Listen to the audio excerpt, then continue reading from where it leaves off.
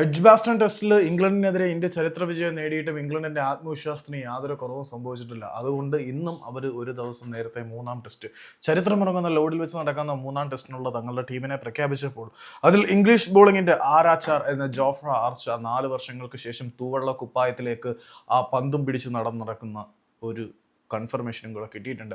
Jofra archer 4 വർഷത്തെ ഇടവേളയ്ക്ക് ശേഷം ടെസ്റ്റ് ക്രിക്കറ്റിൽ തന്റെ തീപ്പന്തുകളുമായിട്ട് എതിരാളികളെ കത്തിക്കാൻ തയ്യാറെടുത്തു വരുമ്പോൾ ഇന്ത്യയുടെ ബാറ്റിംഗ് ലൈനപ്പിനെ തകർത്തെറിയാൻ ആർച്ചർക്ക് കഴിയുമോ എന്ന് നമുക്ക് കാത്തിരുന്ന് കാണാം. ഏതായാലും മൂന്നാം ടെസ്റ്റിന് മുന്നോടിയായിട്ടുള്ള തങ്ങളുടെ ആദ്യ 11 ഇംഗ്ലണ്ട് പ്രഖ്യാപിച്ചിട്ടുണ്ട്.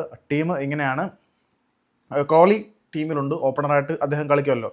Duckett, Ollie Pope, Root, Brook, Stokes ആയിരിക്കും ക്യാപ്റ്റൻ.